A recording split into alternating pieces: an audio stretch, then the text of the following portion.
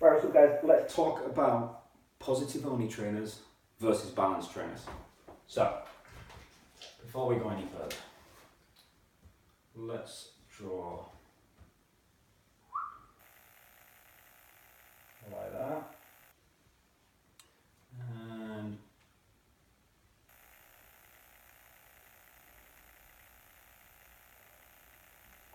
this is the quadrants of operant conditioning. Do I need to write that?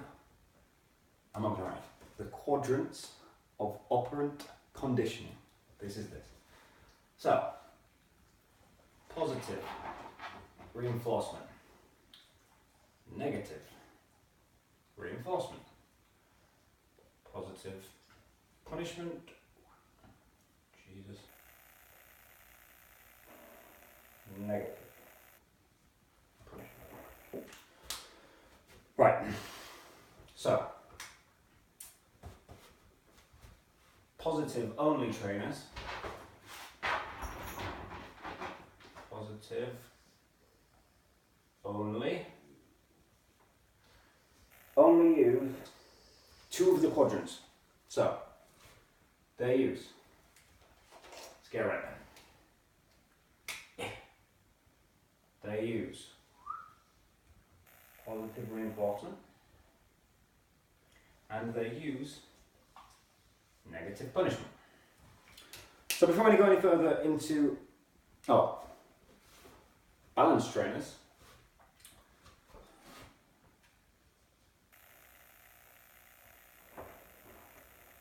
balanced use all of the quadrants. Some balanced trainers probably won't use all of the quadrants, but by definition, balanced trainers use all the quadrants.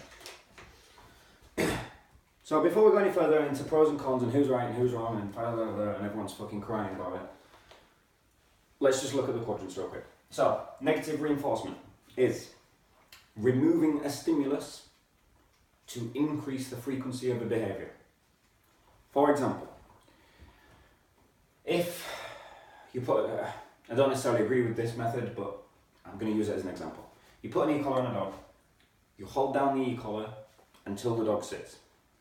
The dog will sit more often to avoid, to get rid of the stimulus of the e-collar. So it's to increase the behaviour. Positive punishment is adding a stimulus to decrease a behaviour. So punishment means to decrease a behaviour, reinforcement means to increase a behaviour, negative means to remove something, positive means to add something. So positive reinforcement, positive to add something, reinforcement that increases a behaviour. So I ask you to sit, every time you sit, I give you some bacon. I'm adding something, the bacon, to increase the behaviour, the sit. And then negative punishment is taking something away to reduce a behaviour. Punishment meaning to reduce the behaviour. So I ask you to sit, you don't sit, I keep the bacon. So I'm taking the bacon that was yours and it's now mine. I've taken it away to reduce you not sitting down, ignoring the command. So let's take a look at balanced trainers. Why they're right, why they're wrong, what's good about it, what's bad about it. So in my opinion, well-educated, intelligent balanced trainers are right. I think they have a better philosophy on dog training, personally. If you don't, no fucking dramas, I don't care. So when a dog does something good, positively reward it. When a dog does something bad, as in something I actually really don't do that again, like running in traffic, positive punishment. It becomes the lesser of two evils. So I use very severe positive punishment with my dogs and adders in summer. You go near the fucking snake, I'll fry your head off. Because the pain from the e-collar is dramatically less than dying. I'd rather them feel that pain for 2 minutes, 10 seconds, 5 seconds, than die. Negative reinforcement is a quadrant that isn't used that much. Negative reinforcement and positive punishment are very similar, it just depends what the outcome of the training is. We'll get into that a bit more if we really get into the quadrants. And then negative punishment, I use that a ton as well. So these two are used all the time. This is used occasionally. Positive only trainers won't use this. So if you're a positive only trainer, you have these options.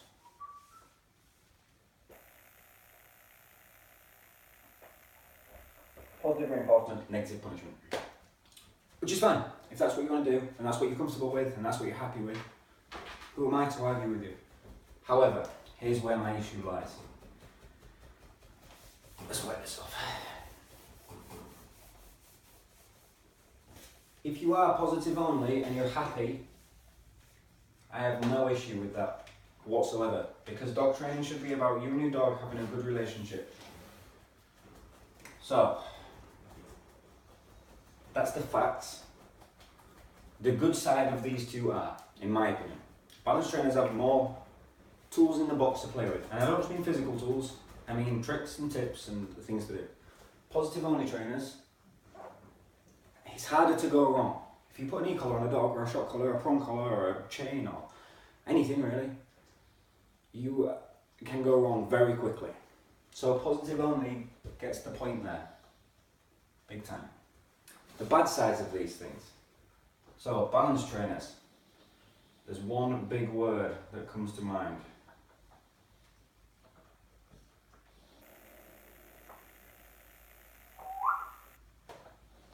Yeah, right, I'm a balance trainer. How can I say it's abusive? It's not. The method is not abusive. The tool is not abusive. The manner in which it's used can be abusive.